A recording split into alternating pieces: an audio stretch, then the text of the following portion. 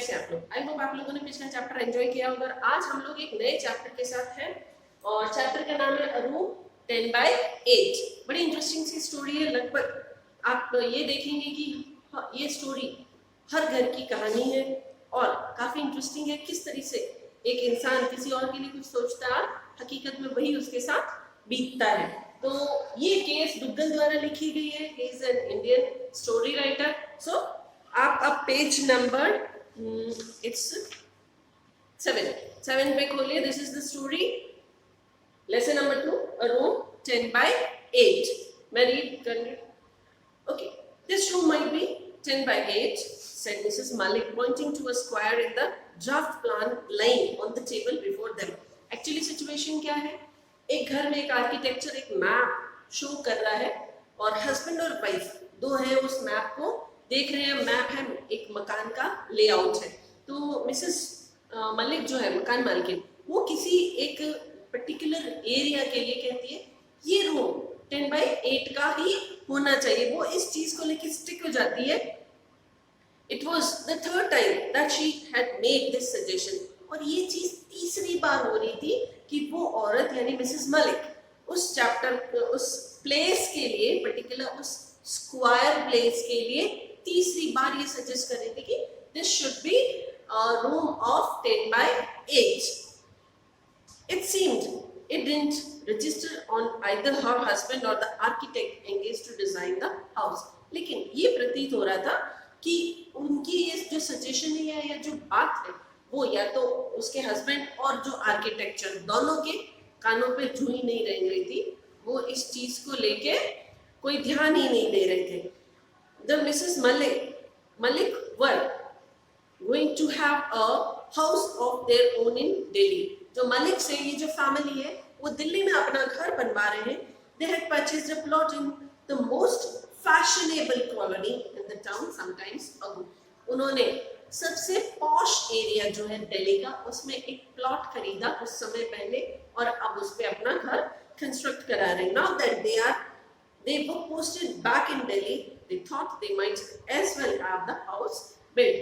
अब चूंकि मिस्टर मलिक जो है उनकी पोस्टिंग फिर से दिल्ली में हो गया है और वो लोग ये चाह रहे हैं कि पोस्टिंग के साथ साथ ही वो अपना खुद का घर भी बना रहे हैं ताकि उनको उस घर में रहने को भी मिले और जब कंस्ट्रक्शन हो तो खुद अपनी इच्छा से बनवा सके।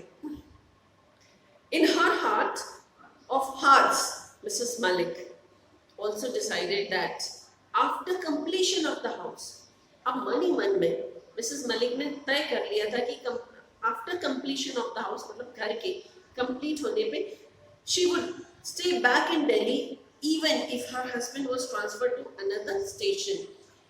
मिसेस मलिक ने ये सोच लिया था कि उनके हस्बैंड का ट्रांसफर चाहे कहीं पर भी होता रहे वो दिल्ली में अपने घर में ही रहेगी। She was sick of their postings और वो बेचारी अपने पति की जगह जगह बार बार पोस्टिंग से परेशान हो चुकी थी। Every other year, हर दूसरे साल they were moved to a new place. उनके पति का ट्रांसफर होता एक नई जगह उनको जाना पड़ता। Now that the children were grown up, अब चूंकि बच्चे भी बड़े हो गए थे, it was not desirable to shift them from school to school. और बड़े बच्चे बड़ी क्लासेस में आ रहे थे, उनकी पढ़ाई इस तरह सफर करती थी, तो मिसेस मलिक ने ये सोचा कि बच्चों को बार बार स्कूल बदलवाना भी is not a good idea. Mrs. Malik said if he must, Mr. Malik could go all alone. तो मिसेस मलिक ने पहले ही कह दिया कि अगर मिस्टर मलिक चाहे तो वो जा सकते अकेले, वो बच्चों को लेके दिल्ली में ही रहेगी। She would settle down permanently in Delhi with the children. कि वो दिल्ली में परमानेंटली सेटल हो जाएगी। She would have her mother-in-law for company. और उन्होंने ये भी कह दिया कि मैं कंपनी के लिए अपनी सास को अपने साथ रख लूंगी। Mister Malik had no objection to it. Mister Malik को भी कोई ऑब्जेक्शन नहीं भाई बच्चों के लिए और ये सब उन्होंने व्यवस्था देखी। He agreed.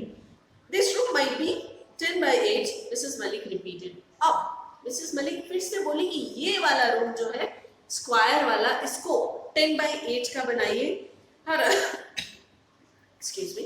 Her husband was attending to a telephone call in the adjacent room. Adjacent मतलब पास वाला।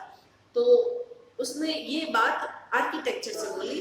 उस दौरान मिसेस मलिक के हस्बैंड जो है वो पास वाले रूम में ही फोन पे बात कर रहे थे. But this is a store.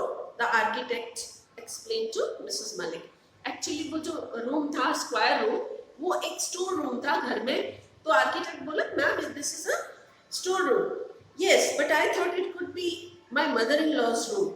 And after thought it might be used as a store room. तो वो बोलती कि हाँ स्टोर रूम है, पर मैंने ये सोचा है कि जब तक मेरी सास जिंदा है इस रूम को हम उनके कमरे के तौर पे यूज करेंगे, तो आप इसको थोड़ा सा बड़ा बना दीजिए और सास की डेथ के बाद हम उसको स्टोर रूम में कन्वर्ट कर देंगे. The architect didn't seem to understand. पर आर्किटेक्ट शायद ये बात नहीं समझ पाया. He looked puzzled by Mrs Malik's observation. अब वो बेचारा परेशान हो गया, पजल्ड हो गया कि ये क्या बार बार मैप में चेंज करना है. I mean, my mother-in-law could use the room for the present. तो वो फिर समझाने लगी कि मेरा मतलब है कि अभी इस रूम को मेरी सास जो है वो अपने रूम के तौर पे यूज करेंगी. As you know, she is very old and infirm. कि जैसा कि आप जानते हैं वो बहुत एजेड है और बहुत ज़्यादा ही किस तरह से वो बीमार रहती है और इन्फर्म है कि मतलब उनका कोई भरोसा नहीं है. She isn't going to be there for.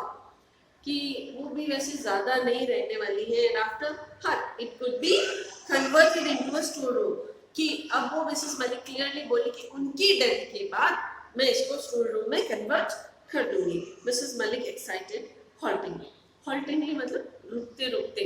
अब उन्होंने वो सारा एक्सप्लेन किया रुकते रुकते कि देखो आप समझ तो रहे हैं मेरी सास बूढ़ी है, वो परमानेंटली रहने नहीं वाली, तो और एज भी है, बीमार भी रहती है, तो हम अभी उनको ये रूम दे देंगे और जब उनकी डेथ हो जाएगी तो हम उसको स्टोर रूम में कन्वर्ट करेंगे. This was the whole plan in our mind.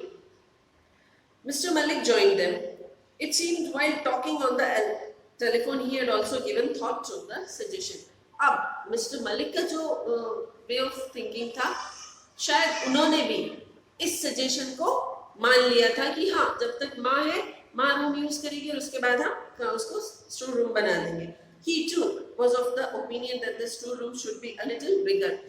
Mr Malik का भी यही मानना था कि स्टोर रूम जो है थोड़ा सा बड़ा बना दिया जाए. It is always better to have a commodious store room.